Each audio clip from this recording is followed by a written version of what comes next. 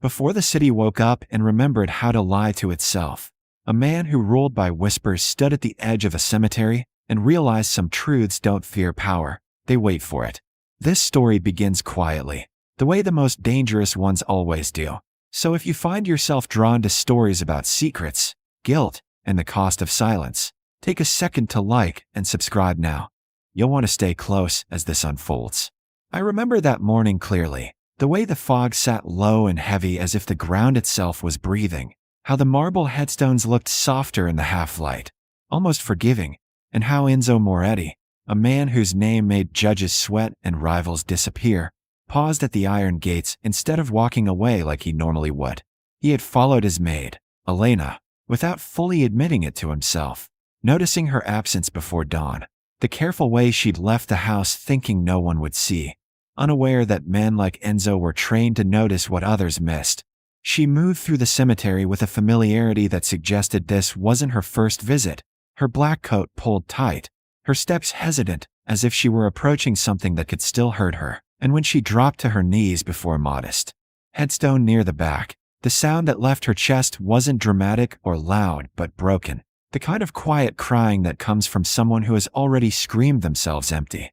Enzo stayed where he was longer than made sense, listening to words not meant for him. Apologies, fragments of regret, a repeated confession that tightened something behind his ribs. I failed you. I failed to save you, she whispered, fingers brushing dirt from the carved name Paolo Ricci, a name Enzo hadn't expected to matter and yet instantly did. The irony wasn't lost on me even then. How a man who had orchestrated violence with the efficiency of a ledger now felt outmatched by a daughter's grief. How the world had a way of placing mirrors where you least wanted to see yourself reflected. Elena leaned forward, resting her forehead against the cold stone as if hoping some warmth might travel backward through time. And Enzo noticed details the way predators and protectors both do. The faint tremor in her shoulders, the raw skin around her nails, the yellowing bruise at her wrist that spoke of fear handled 2 roughly weeks earlier. And for the first time since his rise to power, he felt unarmed.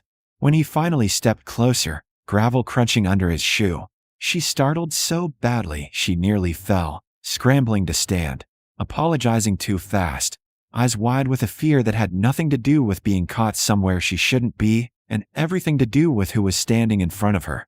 Everyone knew Enzo Moretti's face, even those who pretended not to, and Elena had spent months carefully averting her gaze in his house, learning how to be invisible, so being seen like this, kneeling, crying, unguarded, felt like a violation she hadn't consented to. He didn't scold her, didn't ask why she was there or accuse her of stealing time. Instead, he asked if she was hurt, and the simplicity of the question cracked something open, because no one with power ever asked questions without expecting leverage in return.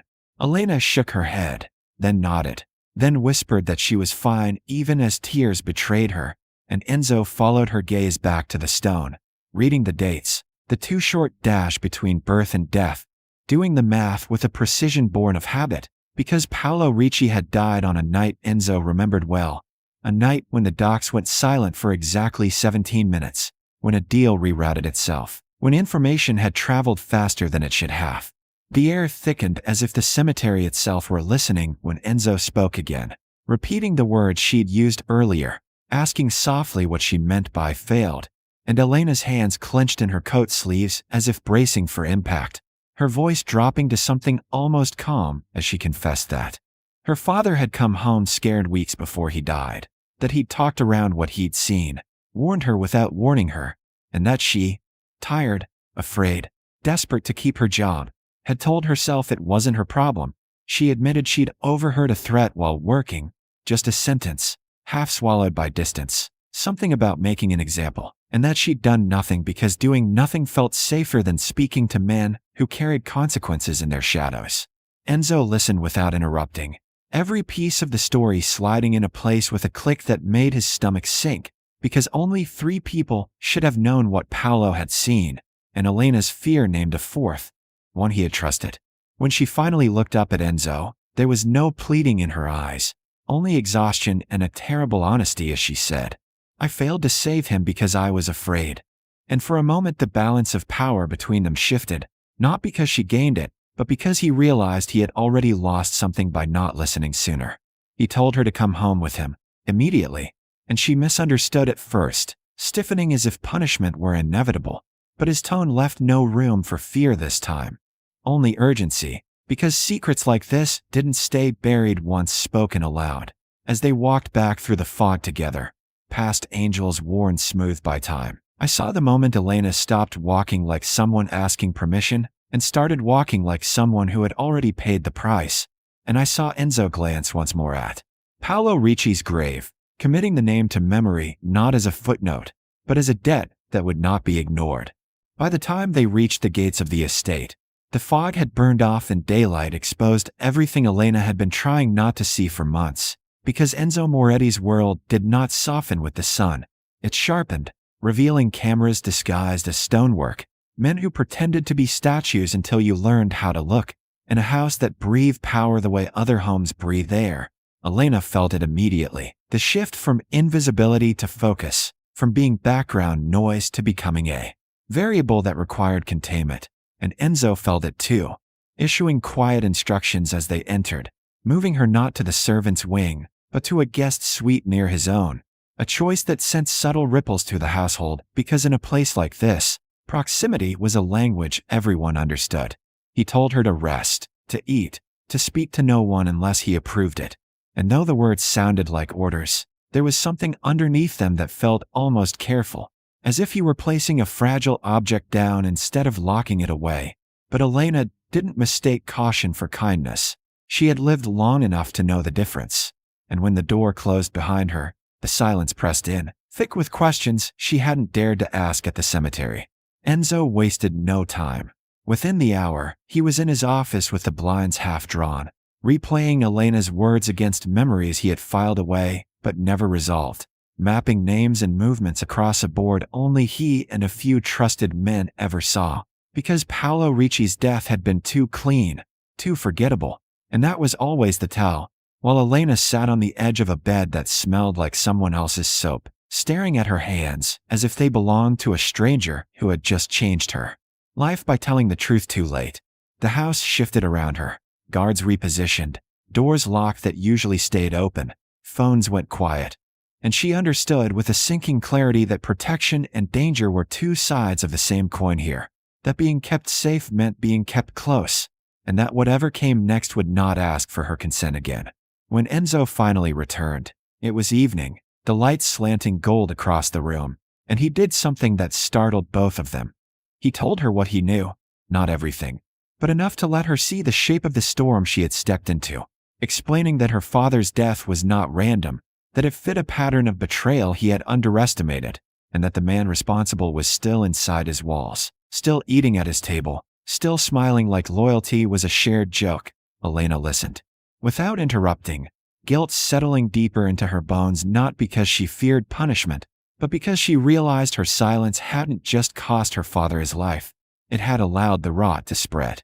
She expected anger, or judgment, or at least a reminder of how replaceable she was. But Enzo surprised her again by asking questions instead, precise ones, about what she heard, when, where she'd been standing, who else might have been nearby, treating her not like a servant confessing a mistake, but like a witness whose memory mattered.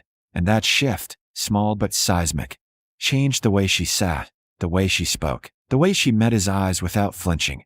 Over the next days, the house became a pressure cooker, every interaction calibrated, every corridor watched, while Enzo tested his inner circle with small lies and smaller changes, tracking who reacted too quickly, who asked the wrong questions, who paid too much attention to Elena's movements. And she felt it too, the way eyes lingered on her now, the way a cup of tea tasted wrong one afternoon, the way a note appeared in her coat pocket with no signature in a single sentence.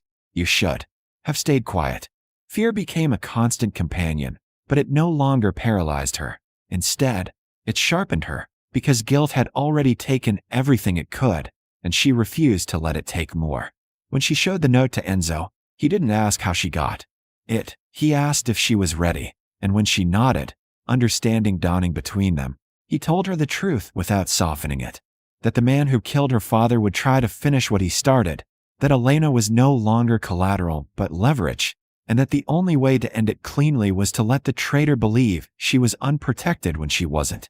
It was a brutal calculus, one Enzo had made 1,000 times for others, but this time the cost had a face, and for a moment I saw hesitation flicker across him like a fault line, because he was asking a grieving daughter to carry the weight of a war she never chose. Elena surprised him by agreeing without bargaining, saying simply that she had already lived with the worst outcome, and that if standing still meant more graves, she would rather move forward even if it meant standing in the line of fire. Enzo didn't thank her. Men like him rarely did.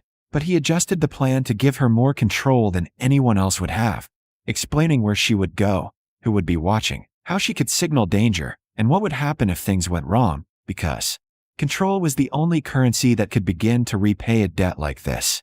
As preparations unfolded, Elena felt herself changing, learning how to read rooms the way Enzo did, noticing which footsteps meant safety and which meant threat, understanding that silence could be a weapon if wielded deliberately instead of fearfully. And one night, when sleep refused to come, she admitted aloud what she hadn't dared to think before, that she didn't want her father's story to end with a warning ignored.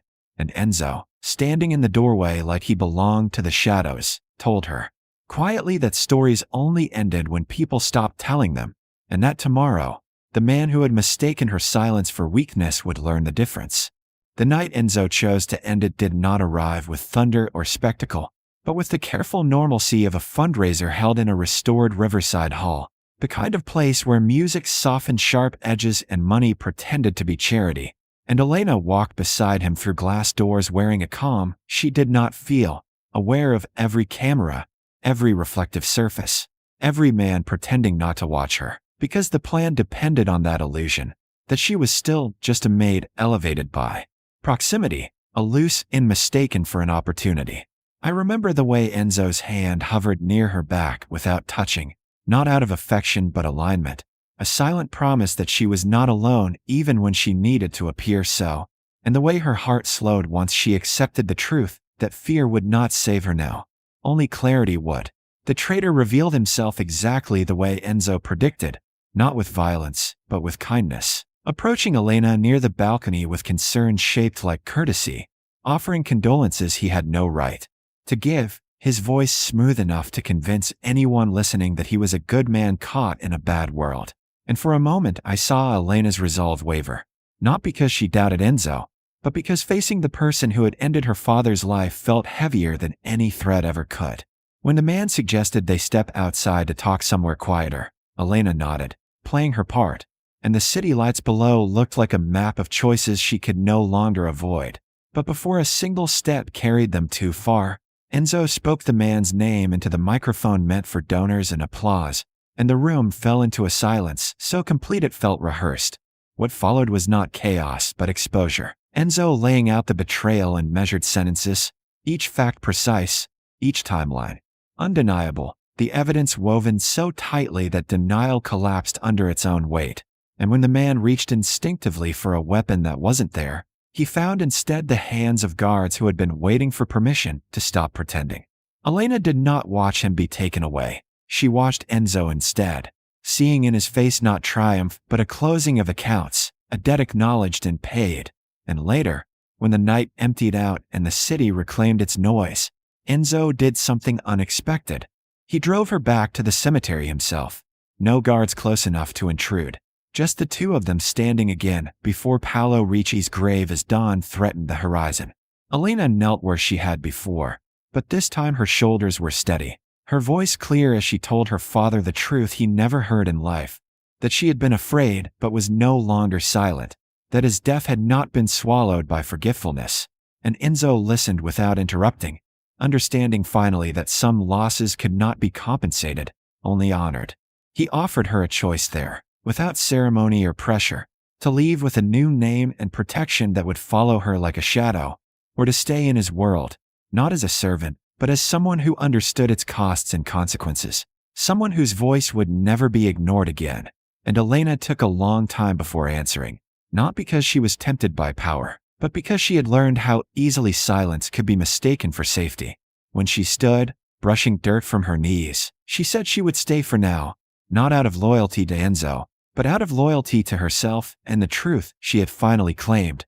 And he accepted the answer without argument, because power meant little if it could not respect choice. I watched Elena walk back through the city that morning, changed in ways no one else could yet see, carrying grief that would never fully fade but no longer owned her. And I watched Enzo Moretti return to a world that bent to his while having learned something it rarely taught its kings, that the quietest voices, once heard, could alter the balance of everything.